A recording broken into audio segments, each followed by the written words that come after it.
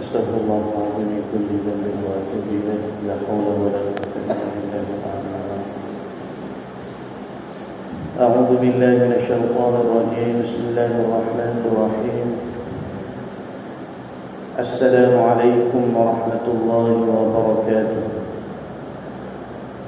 إلى حضرة النبي المصطفى رسول الله صلى الله عليه وآله وسلم وآله وأصحابه الكرام، وإلى جميع الأولياء والعلماء المحدثين والمفسرين والمحققين، خصوصا إلى صاحب الكتاب الإمام حجة الإسلام محمد بن أحمد الغزالي، وإلى شيخ أحمد فهمي بن زمزم، وإلى جميع مشايخنا على طريقة أهل السنة والجماعة، لأن الله ينور القلوب ويرفع الملائكة. على نية الشفاء شيء لله لهم الفاتحة. أعوذ بالله من الشيطان الرجيم. بسم الله الرحمن الرحيم. الحمد لله رب العالمين الرحمن الرحيم مالك يوم الدين إياك نعبد وإياك نستعين اهدنا الصراط المستقيم صراط الذين أنعمت عليهم غير المغضوب عليهم ولا الضالين آمين يا رب العالمين. اللهم صل صلاة كاملة وسلم سلاما تاما على سيدنا محمد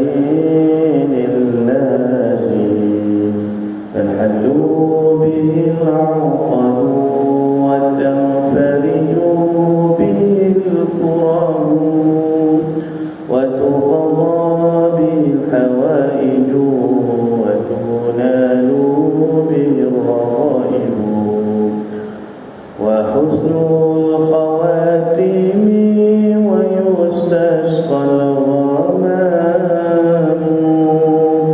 بوجه الكريم وعلى آله وصحبه في كل لمحة ونفس بعدد كل معلوم لك. الحمد لله رب العالمين، والصلاة والسلام على أشرف الأنبياء والمرسلين وعلى آله وصحبه أجمعين. سبحانك لا علم لنا إلا ما علمتنا إنك أنت العليم الحكيم. ولا حول ولا قوة إلا بالله العلي العظيم. رب اشرح لي صدري ويسر لي أمري واحلل عقدة من لساني يفقه قولي وسدد لساني واهد قلبي بحق سيدنا وجدنا رسول الله صلى الله عليه وآله وسلم. يا أيها الذين آمنوا اصبروا وصابروا ورابطوا واتقوا الله لعلكم تفلحون. اللهم أرنا الحق حقا وارزقنا اتباعه. Ya Allah, ya Tuhan kami, tunjukkanlah kepada kami yang benar itu sebenar-benarnya, dan jadikanlah kami di kalangan orang yang mengikuti akan kebenaran. Wa arinal batila batilan warzuqna ijtinabah. Ya Allah, tunjukkanlah kepada kami yang batil, yang sesat itu sebenar-benarnya sesat, dan jauhkanlah kami daripada mengikuti akan kebatilan dan kesesatan. Rabbana aftah bainana wa baina qaumina bil haqq wa anta khairul fatihin. Ilahi anta maqsudi wa ridhaka maghlubi, a'tini mahabbataka wa ma'rifataka ya Allah. Nawaitul i'tikaf fi hadzal masjid sunnatan lillahi ta'ala. Nawaitu at-ta'alluma wat-ta'lima wat-tazakkura wat-tazkira wan-naf'a wal-intifa' wal-ifadata wal-istifadah wal-hass 'ala at-tamassuk bi kitabillah وسنة رسول الله والدعاء إلى الهدى والدلالة على الخير ابتغاء وجه الله ومرضاته وثوابه وقربه سبحانه وتعالى. Para hadirin sidang jemaah yang dirahmati lagi diberkati oleh Allah Ta'ala sekalian, alhamdulillah, bersyukur kita kepada Allah kerana pada malam ini kita dapat berhimpun, kita dapat lagi meneruskan pengajian kitab kita Bidayatul Hidayah, permulaan jalan hidayah, karangan Al-Imam Hujjatul Islam Muhammad bin Ahmad Al-Ghazali rahimahullah, yang telah diterjemahkan oleh Syekh Ahmad Fahmi bin Zamzam rahimahullah. Qala al-muallif rahimahullah ta'ala wa nafa'ana bi'ulumihi fi darain, amin ya rabbal alamin. Berkata pengarang kitab kita Al-Imam Al-Ghazali rahimahullah ta'ala, pertama, sebaik-baiknya bagi seseorang imam itu bahawa ia meringkaskan sembahyangnya. Dalam hal ini Anas bin Malik radhiyallahu anhu berkata, aku tidak pernah sembahyang di belakang seseorang yang lebih ringkas sembahyangnya tetapi lebih sempurna melainkan dari Rasulullah sallallahu alaihi wasallam. Baik. Jadi kita masuk perbahasan dalam kitab kita ni pada membicarakan tentang adab-adab menjadi imam, begitu jugalah adab-adab menjadi makmum, adab-adab yang berkaitan dengan hukum hakam sembahyang berjemaah. Ada? Baik. Jadi setelah mana kita tahu bahawasanya sembahyang berjemaah ni banyak kelebihan, banyak ganjaran, banyak janji-janji yang disebutkan oleh Rasulullah sallallahu alaihi wasallam, digandakan, diberi sebanyak 27 kali pahala beza nah. Salatul jama'ati afdalu min salatil fazzi bi 27 darajatan, muttafaqun alaih. Sembahyang berjemaah itu lebih baik daripada sembahyang seorang diri, 27 ganda ganjaran pahalanya. Kemudian ada juga hadiah lain seperti daripada Abu Darda radhiyallahu anhu menceritakan beliau mendengar Rasulullah sallallahu alaihi wasallam bersabda, apa kata Nabi, ma min salasatin fi qaryatin wala badwin la tuqamu fihim as-salatu illa qad istahwadha alaihim asy-syaitanu fa'alaikum bil jama'ah. Tiada 3 orang dalam sebuah kampung yang tidak mendirikan sembahyang berjemaah melainkan dipengaruhi oleh syaitan, maka oleh itu hendaklah kamu mendirikan salatul jamaah. Jadi Nabi memberi perumpamaan, jikalau ada di sebuah kampung itu penghuninya seramai 3 orang, bahkan lebih maka jika tidak didirikan sembahyang jemaah di kampung tersebut, hukum dia berdosa habis putih kampung tu. Sebab hukum sembahyang jemaah ni fardu kifayah memadai dengan sekumpulan, sekurang-kurangnya kita kata 2 orang lah sembahyang berjemaah ni, imam dan juga makmum, yang dilakukan di tempat yang terbuka, maka terangkatlah dosa bagi penghuni kampung tersebut. Jadi kalau sebuah kampung, kalau kita kata tempat kita ni Tetia Berayu, tak ada sebuah habuk surat, tak ada sebuah habuk masjid, tak ada sebuah tempat pun yang boleh orang ramai berkumpul untuk mendirikan sembahyang berjemaah, maka seluruh kampung kita ni kita kata dipengaruhi oleh syaitan. Mana syaitan menguasai tempat tersebut, kampung tersebut. Maka alhamdulillah lah, bila kita mari sembahyang berjemaah ni, kita mari berjemaah di masjid ni, Pertama, kita telah mengangkat dosa bagi orang lain yang duduk di kampung kita ni, yang tak habis semaya berjemaah. Yang kedua, semaya jemaah ni adalah syiar agama kita. Bahkan ulama kata, kalau nak tahu sejauh mana pengamalan ataupun pegangan sesebuah tempat itu, bagaimana pegangan agama orang di sebuah tempat, bagaimana pengamalan agama di sesuatu perkampungan ataupun bandar tamai itu, maka lihatlah sejauh mana orang yang hadir mendirikan semaya jemaah. Jadi kalau di sebuah kampung tu subuh dengan jemaah ramai ahli qaryah di mari kan, semaya maghrib, semaya subuh, semaya isyak tu seperti semaya Jumaat misalnya kita kata penuh masjid kan. Oh, maknanya orang kampung tu memang hebat sungguh dari segi pengamalan ilmu agama dia. Orang tu orang yang bertakwa sungguh, orang tu orang yang orang kampung tu orang yang beramal soleh sungguh. Islam tu kuat sungguh di kampung tu. Nah, bahkan kalau kita pergi di luar negara, misalnya di tempat orang hak bukan Islam, negara hak non Muslim, hak majoriti bukan Islam. Islam ni hanya beberapa kerak sahaja, minoriti kita kata lah.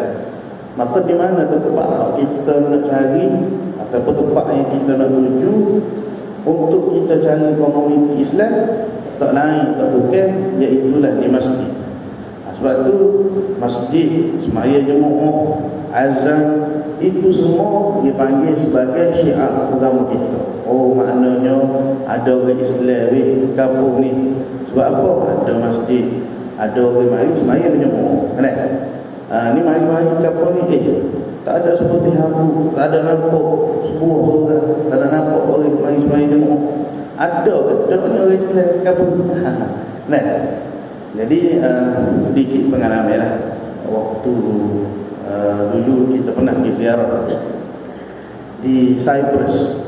Cyprus ni dia sebuah tempat atau bahasa Arab dipanggil Kubrus di kepulauan Turki. Jadi Cyprus ni satu pulau, dia bagi dua. Sebelah bahagian tu diperintah oleh Turki kan. Mana diperintah oleh negara Islam, dan separuh daripada pulau tersebut diperintah oleh negara Greece, negara orang bukan Islam lah. Tapi nak cerita ni, pengaruh sekular, pengaruh pengasingan antara agama dengan kehidupan yang berlaku di negeri Turki, di negara Turki ni sangat kuat. Di kepulauan Cyprus, di belah Turki, banyak masjid. Adalah masjid. Ada masjid. Tetapi dari segi pengamalan agamanya, rakyat dia sendiri tu hingga boleh dikatakan waktu semaya tu dia baca kaset. Mana tu bila sore tu payah kau boleh tak boleh jaga. Kan? Maknanya dia baca kaset. Kapas banget tu.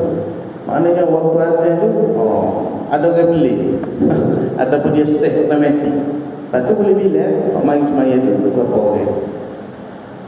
Negara Islam tanya Muslim, you are Muslim, I am Muslim, semua cakap agama Islam. Tapi pengamalan agama dia jauh kan. Pusat-pusat judi banyak, pusat-pusat minum arak banyak. Kadang-kadang kita butuhkan ingat tu dia ni bukan Islam, rupanya Islam. Duduk bawa arak, duduk main judi, kelak-kelak, macam-macam banyak. Cuma di kepulauan Cyprus itu ada satu tempat dipanggil Zawiyah yang dipimpin oleh salah seorang daripada guru sufi yang hebat, Maulana Syekh Muhammad Nazim Al-Haqqani. Di tempat kita ni nama Syekh Nazim ni agak sensitif sikit lah, ada kata sesak macam-macam lah. Tapi nak cerita di tempat dia satu-satunya yang makmur, ramai orang beramal dengan amalan Islam yang sebenar. Bahkan ramai orang yang daripada belah-belah Eropah memeluk Islam di tangan almarhum adalah Syekh Muhammad Nazim Al-Haqqani, seorang sufi yang hebat. Jadi dalam kebanyakan penduduk di Kepulauan Cyprus itu, walaupun namanya sahaja Islam, tetapi Islam hanya pada nama, sembahyangnya tidak tahu ke mana, judinya menjadi suatu makanan, arak, kelak malam, dan hal itu dah menjadi orang panggil sinonim dengan penduduk di sana. Tetapi ada satu tempat yang mana di situ penuh dengan keberkatan, ramai yang memeluk Islam, ramai yang menghidupkan ibadah daripada paginya, tengah harinya, petangnya, malamnya, subuh dengan majlis zikir, dengan majlis pengajian, dengan majlis selawat dan sebagainya. Dahsyat. Itu panggil dakwah ulama sufi yang di sebelah Cyprus. Bahkan Maulana Syekh Nazim rahimahullah ta'ala wa qaddasallahu sirrahu, beliau adalah mufti besar di Kepulauan Cyprus. Dan mari di tempat kita orang kata sesak adalah setengah-setengah yang menyesatkan. Mungkin ialah perbezaan dari segi latar belakang pembawaan di sana. Sebab di sana dia mengamalkan mazhab Hanafi, mazhab Abu Hanifah.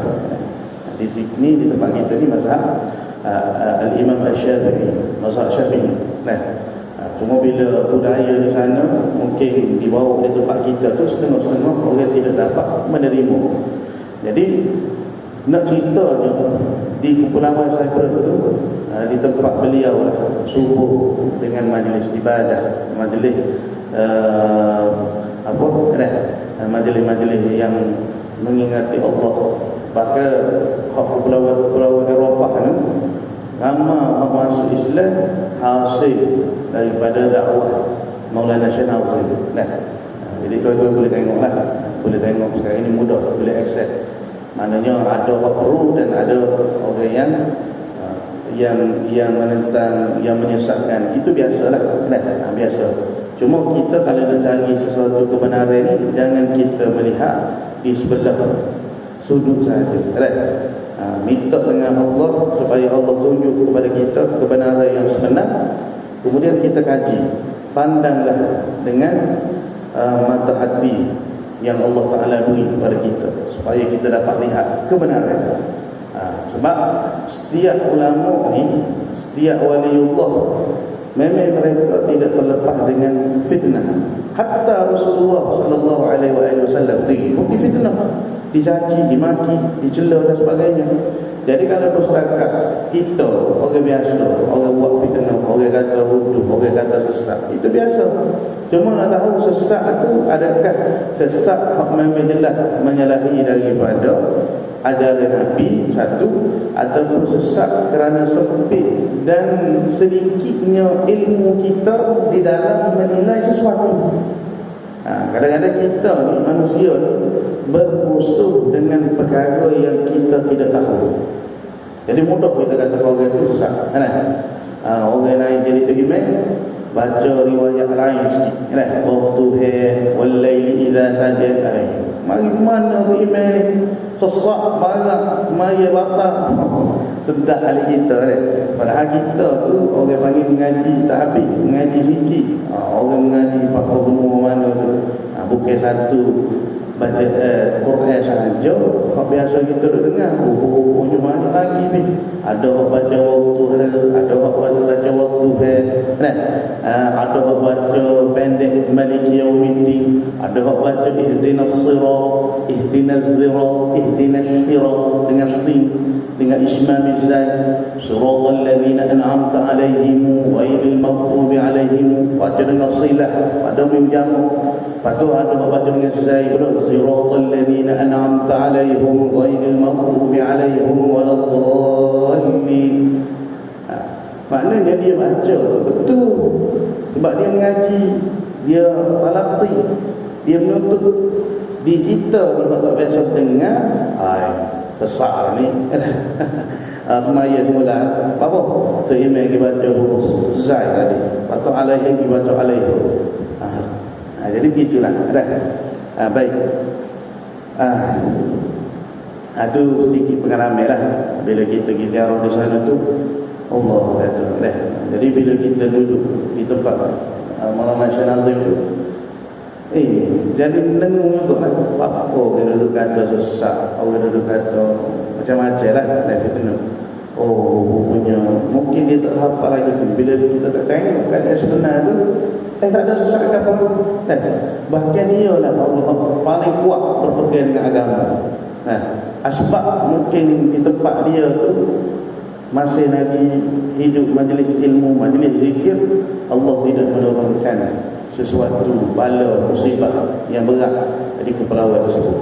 Sebab kalau kira dengan orang panggil pengamalan di tempat tu, nengung kok mana? Sore-sore tu kalau aku itu tak royak lah, kan? Tak cukup pakaian, pakaian. Maksudnya memang gitu, budaya. Mana Allah hantar seseorang yang kalau kita kata boleh para wali, kan? Wali dia untuk berdakwah di tempat begitu.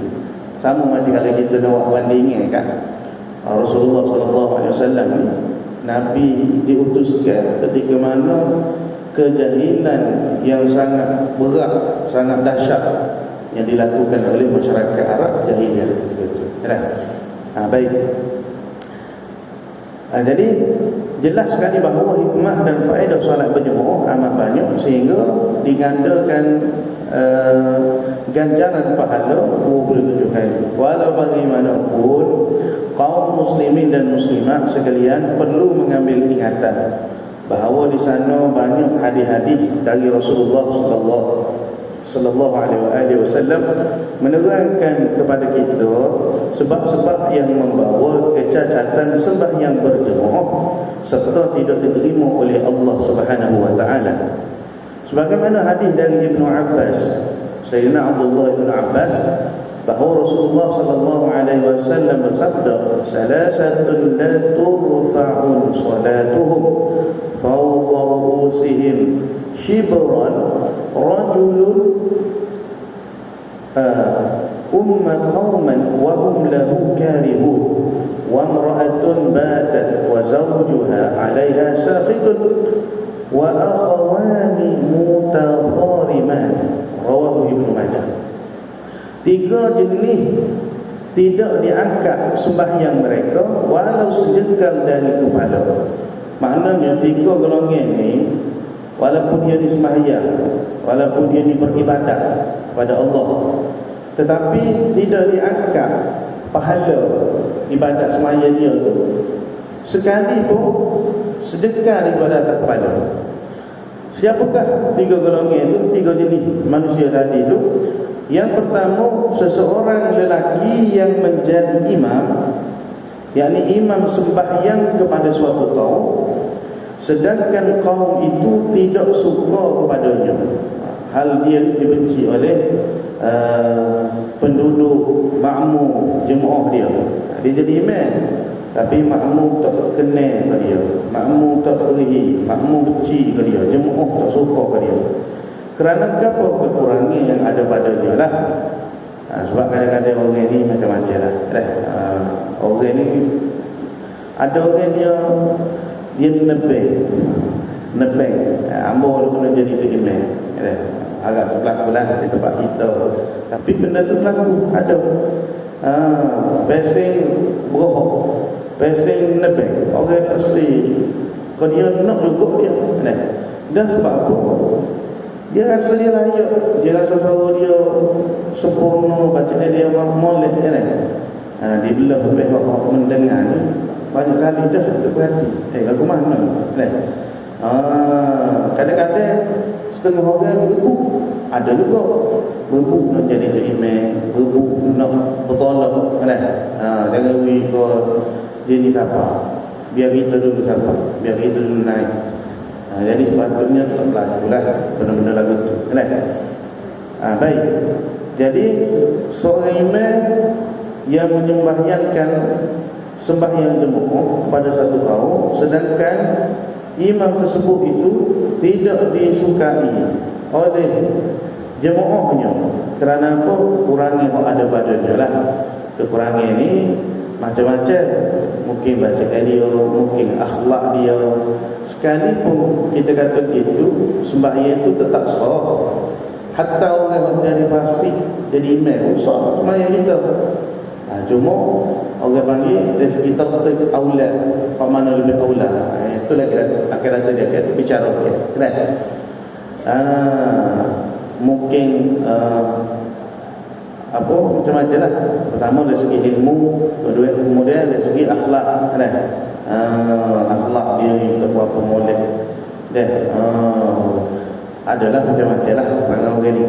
Ataupun dia ni kaki maksiat, dia ni kaki tino, dia ni kaki tolong haruk misalnya. Tapi dia terima dia ni kaki macam-macam lah kaki judi kau, na'udzubillah misalnya. Kemudian yang kedua, seorang perempuan yang tidur pada waktu malam sedangkan ia, ini perempuan tadi, di dalam kemarahan suaminya. Ini bahaya orang perempuan kalau tidur dalam keadaan suami tidak reda pada dia. Dia buat sesuatu yang menyebabkan suami dia terasa hati. Ataupun ada hadiah lain, perempuan yang menolak daripada ajakkan suaminya untuk tidur bersamanya lah. Nanti untuk bersama dengan dia, maka sepanjang malam itu dia ni dilaknat oleh malaikat. Dan yang ketiga, iaitulah dua saudara, sama ada laki-laki ataupun perempuan yang berkelahi. Jadi orang yang berbalak, orang yang duduk dalam keadaan berkelahi ini, amalan dia tu, amalan kebaikan dia tu tidak diangkat oleh para malaikat. Tergantung dia, sehinggalah dia menyelesaikan perkelahian dia tadi itu. Untuk menjadikan sembahyang berjemaah itu lebih sempurna, diperturunkan sedikit panduan untuk para imam. Para imam antaranya macam yang kita sebut tadi lah. Sebaik-baik bagi seseorang imam itu, mana hendaklah seseorang imam itu dia menjadi ataupun dia meringkahkan sembahyangnya. Apa makna ringkah? Dia mengingatkan sembahyang. Dia tidak manja. Kalau yang jadi tu imam bukan main lagi baca panjang kan. Al-Baqarah surah makmum ni kat ketat. Bila dah rokok ni, pakai sudah hari ni dah, buat ni kemari dah, mesti ni taubat ilah. Siang nak tahu macam-macam lah.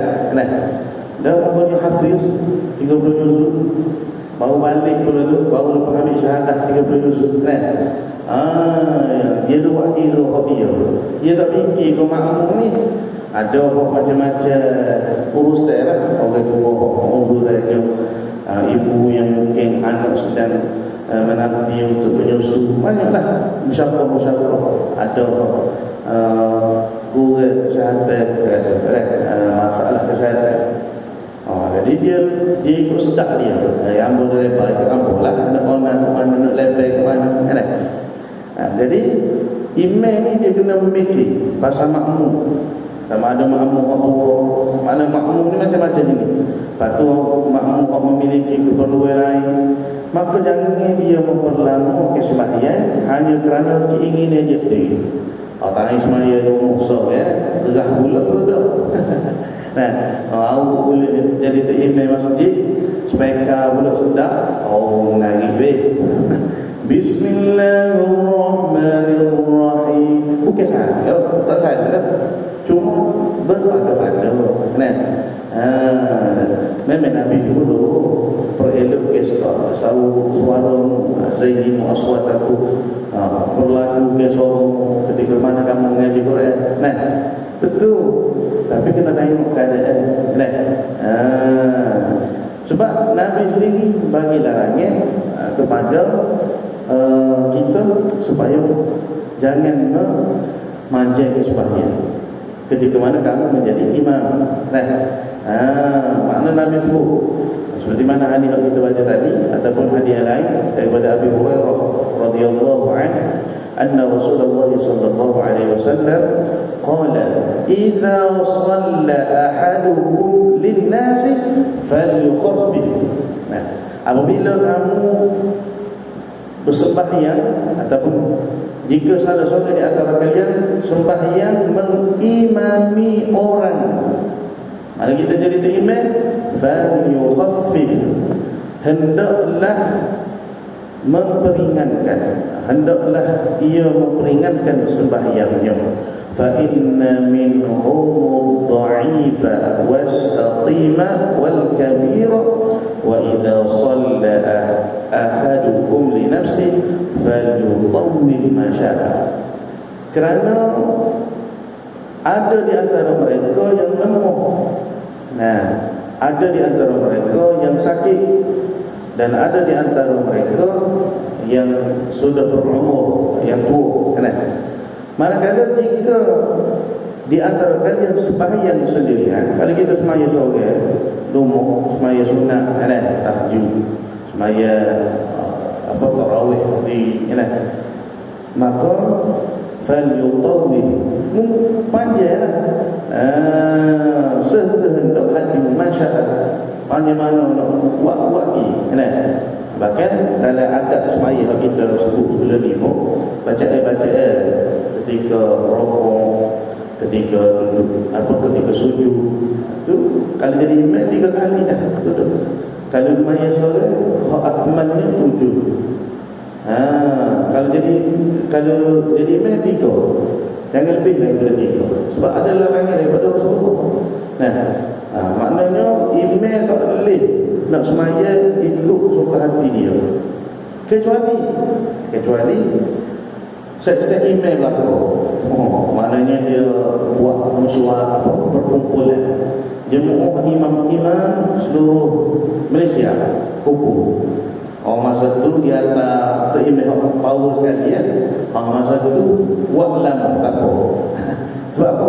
Sebab masya-Allah belakang, kan? Hebat-hebat belakang, imam-imam hebat-hebat belakang. Macam di Kuban Buju, bulan Ramadan, kita boleh pilih nak sembahyang tarawih 20 rakaat, ada baca sejuzuk 20 rakaat, ada baca 5 juzuk 20 rakaat, ada baca 15 juzuk 20 rakaat, hak baca 30 juzuk 20 rakaat Allah tak pasti. Tapi setakat tahunnya begitu dah. Jadi siapa rasa kuat iman dia, kita rahab 5 juzuk 20 rakaat ikut, kan? Dalam sekali kita cari 8 rakaat baca surah NFN. Maknanya begitu. Di tempat hak memang setuju lah makmum. Tempat kita ni kampung, orang panggil kampung pekat. Orang sini orang pekat-pekat belakang, imam dahsyat-dahsyat belakang, kan? Subuh tu mesti kurang-kurangnya 3 muka. Jadi semaya pukul 6, kat pukul 7 tu baru boleh salat. Tak apa orang kampung dia tu imannya dahsyat-dahsyat. Maknanya diredai oleh setiap orang makmum. Itu tak apa. Tapi kalau kita semaya di tempat yang umum, macam di tempat kita lah sini, kan? Makna imam tu dia tak boleh ikut sudak dia. Dia kena tengok keadaan sekeliling, kena tengok keadaan makmum. Baik. Kemudian apa lagi? Di antara adab imam ini diutamakan orang yang menjadi imam itu adalah penduduk setempat. Kemudian yang baik akhlaknya. Ada baiknya jika yang menjadi imam adalah orang yang menetap. Jika ia adalah pendatang, maka sebaiknya utamakanlah orang yang bermukim lama di daerah tersebut. Kecuali jika orang tersebut memang tidak mampu atau mempersilakan dengan sendirinya. Ini seperti mana hadis yang Nabi sebut dalam riwayat Muslim, wala ya'ummana ar-rajulu ar-rajula fi sultanihi wala yaq'ud fi baytihi ala taqrimatihi illa bi'idznihi. Janganlah seseorang maju menjadi imam solat di tempat kekuasaan orang lain, dan janganlah duduk di rumah orang lain di kursi khusus milik orang tersebut kecuali diizinkan olehnya. Ini bandingnya Nabi beri contoh kepada kita. kita main-main rumah orang, lepas tu kita pergi duduk tempat hak istimewa sekali. Tapi kita kata kita masuk di balai rum ngadak raja, pergi duduk tempat raja. Dia ni kurang ajar ni. Mari mana ni, mari duduk tempat sultan, duduk tempat singgah sana sultan. Umpama gitulah Pak Nabi nak rakyat seperti itu. Jadi orang yang diutamakan maknanya kalau tiba model mereka begitu kecuali macam di setengah-setengah masjid mungkin itu memang dia ada penjawatan dia kan? Imam yang dilantik oleh majlis ulama dan sebagainya. Ya itu tak apa lah. Maknanya kalau dia pergi ke utama maknanya nak cari orang kampung luar ataupun orang kampung kita lebih diutamakan lah. Kemudian pula dia mesti orang yang baik akhlak. Sebab apa? Tidak layak seseorang itu menjadi imam sekiranya dibenci oleh kebanyakan kaumnya. Ini seperti hadis yang kita baca tadi lah. Sebab Nabi pernah sebut tidak diangkat amalan sembahyang seseorang yang menjadi imam apabila dia tu dibenci tidak disukai oleh jemaahnya. Kerana buruk akhlaknya dibenci itu sebab apa? Kekurangan dari segi pelanggar wudu kan? Seperti dia ni kaki maksiat, dia ni orang yang soleh dan sebagainya. Kemudian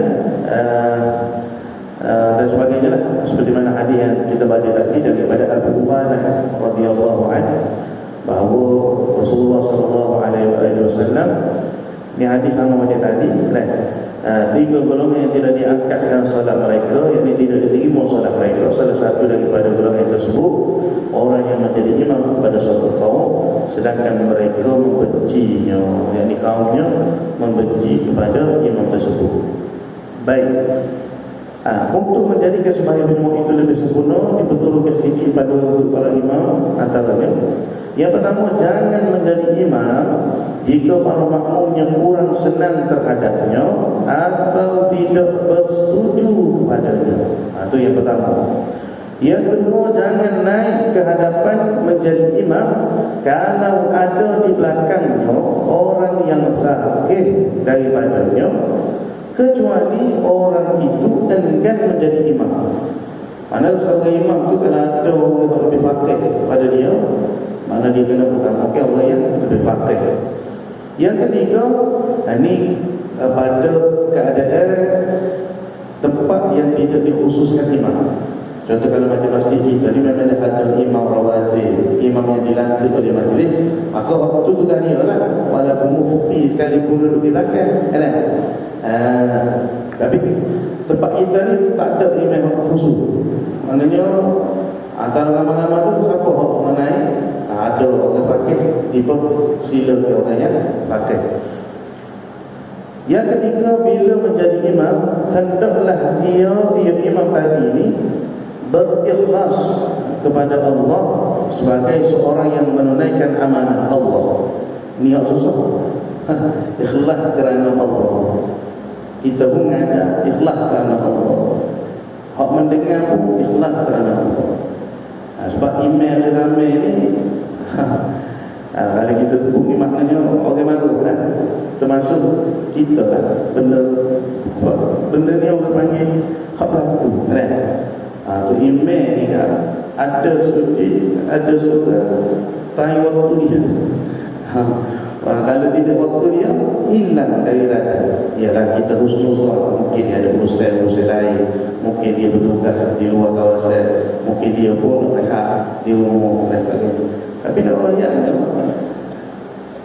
ikhlas kerana Allah ni mana tidak mengkehendaki sesuatu. Mari sebab kerana Allah. Bukan sebab ada dari luar bertugas nama dia kena mari. Nah, maknanya dia tunaikan amanah orang nanti dia. Nah, maknanya dia buat semata-mata dari redha Allah. Ataupun ialah sekali ni orang panggil zaman kesempitan kehidupan. Orang nak survive kehidupan. Mungkin ada tawaran-tawaran. Itu semua ujian. Kita pun kena faham ni kok sebagai jawatan kuasa ni. Mata kau dia terima wi belakang kalau monika tu kan. Sebab terima ni kita faham maksudnya dia ni tak ada waktu rehat. Sebenarnya waktu rehat ialah sebab maghrib isyak atau subuh. Mana dia tak nak pergi mana? Hari tu dia nak pergi kat dia mati. Kalau dia nak topik pun jelas-jelas lagi. Lepas tu hari Minggu tak boleh nak rehat juga. Time gaya orang lain klik kampung, dia kena duduk di masjid juga. Maknanya dia kena duduk di tempat ni sama. Jadi kalau patut kita tolong, kita beri bantuan, kita bantu dia segi kewangan, misalnya bui lah, selaya. Kalau kita lakukan ini orang memang betul-betul dan kau jumpa kan? Jangan kita mengambil kesempatan tadi ni nak tunggu ngati payung, nak tunggu kan? Suku dia atas kepala dia ni kan? Anggalan-anggalan kali ada orang tahu mari dia kat ambo yang buat lagi, ambo bayar baru lagi. Kau mesti bayar, mesti dia berapa? Ada setengah tu dah, cuma tu dah. Mari dia kat ambo. Dia pun mari mikir taraf. Mak jadi imam bagi mengajar kelas tasbih dari itu kapital ini ada pastu lumayan lagi menjaga masalah. Jadi mari mikir. Jadi kita pun kena bertimbang rasa. Jangan orang panggil bermudah-mudah. Maknanya mentang-mentang kau dia terimai baru pula kan? Atas dia baru betul kau ni semua kan? Jadi kena tiba rasa dulu. Dia pun mungkin ada urusan, dia pun perlu menyara kehidupan, dia pun ada keluarga, anak isteri dan sebagainya. Baik, jadi hendaklah imam tadi itu berikhlas kepada Allah sebagai seseorang yang menunaikan amanah. Yang keempat, sebelum mengangkat takbiratul ihram, hendaklah ia memeriksa saf-saf supaya rata. Maknanya dia kena betulkan saf. Maknanya imam ni dia kena luruskan saf, rapatkan saf, betul molek. Itu dia panggil di antara syarat juga tu. Bahkan Rasulullah SAW memerintahkan perkara tersebut meluruskan saf. Seperti mana kata Nabi SAW, kana Rasulullah SAW yamsahu manakibana fi salati wa yaqulu istawu wa la takhtalifu fa takhtalifa qulubukum. Jadi Nabi mengusap bahu-bahu kami di dalam sembahyang, yakni ketika nak sembahyang, dan menyatakan luruskanlah saf, janganlah saf kalian bengkok sehingga mengakibatkan hati kalian berselisih. Hadis riwayat Imam Muslim. Kemudian kata pengarang kita janganlah imam memulakan takbiratul ihram sebelum muazzin selesai daripada iqamahnya dan sebelum imam membetulkan shaf ataupun sebelum shaf dibetulkan. Wallahu ta'ala alam wa ilmuhu ada.